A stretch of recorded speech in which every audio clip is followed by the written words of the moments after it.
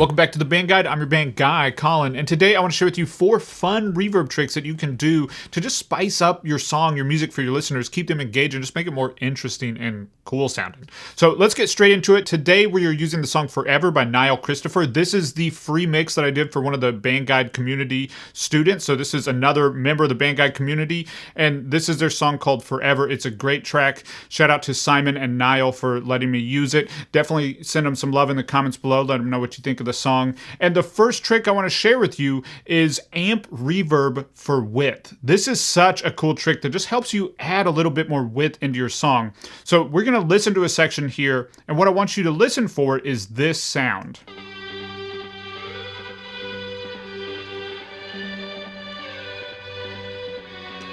Got it? And when I take it away, notice how this amp sound, or this like cool synthy sound, just kind of gets smaller and less interesting. Check it out.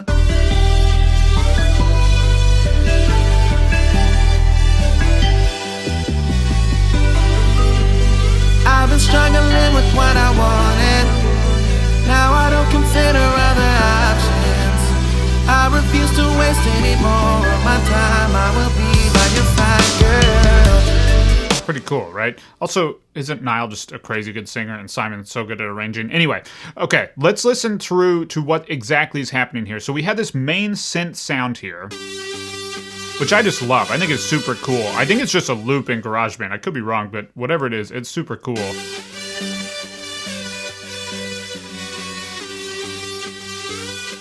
And then I felt like it sounded really cool and full, but it wasn't quite as wide as I wanted it to be. And so basically what I did is I just created a parallel track that's just an amp. If we look at this here, this is just the amp designer. And I just dialed up the reverb on it. So this amp is making it sound like this, like you heard earlier.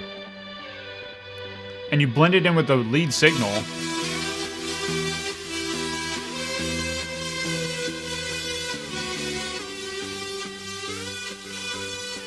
Right? Especially early on, I have it automate down as the vocals come in, but early on, it's so obvious. Adds so much, right? And setting this up is super easy. All you have to do is duplicate your track. We're just holding Option, clicking, and dragging this down. And then I'm just throwing on an amp designer here.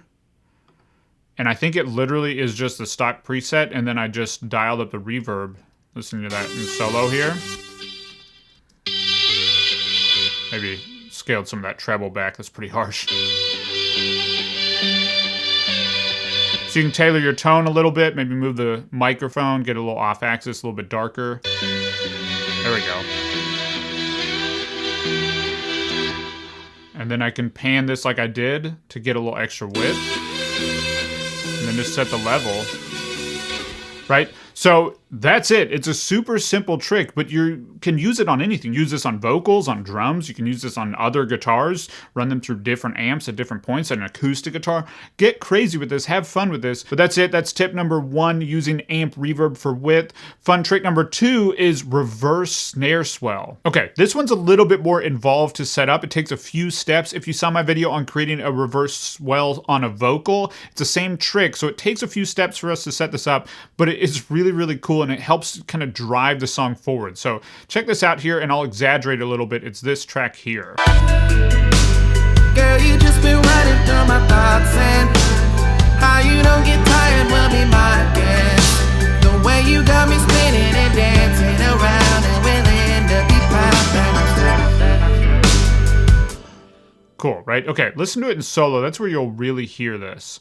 It's a pretty subtle effect, but it just makes the drums kind of pull forward instead of just hit on every hit.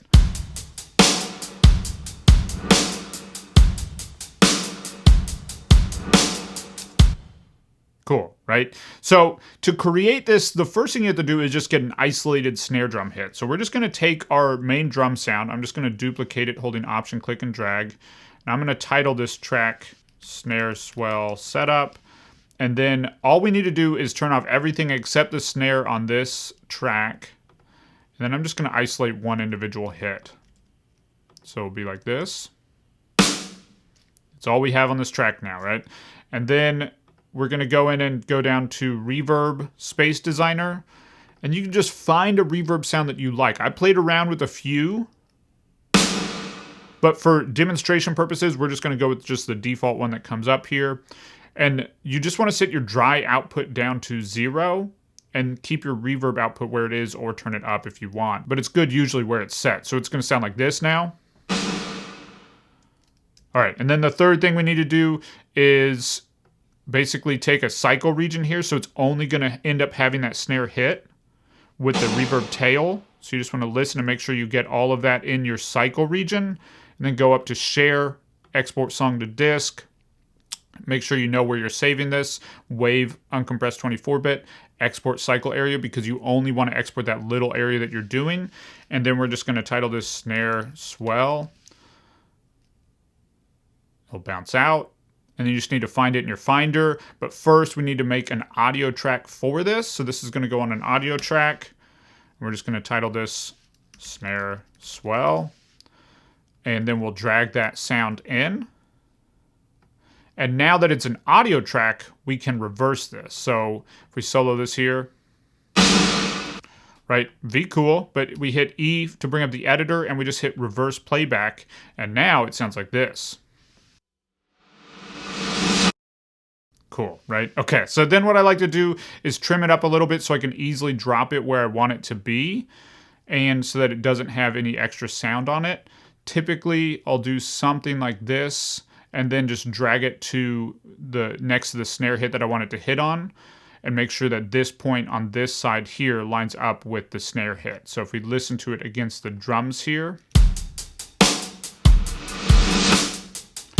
Cool. Okay, sounds good, but it's a little bit long. If you look at the one that I've already done here, if you hit A, you'll see that I actually have a bunch of automation on a gain plugin. And what this is doing is essentially creating a volume fader that's going to be controlling the volume, but then we still have control over a volume fader here. So you could just automate your volume here, but what I like to do is use a gain plugin so that I still have control over my actual fader here. So now that I've put this plugin on the Snare Swell, I can hit A, go down to gain, hit gain, and now I can just draw in and essentially have this swell how I want. If you hold Command in GarageBand or Logic, it gives you a little pin, so I can like draw this in to swell up if I want.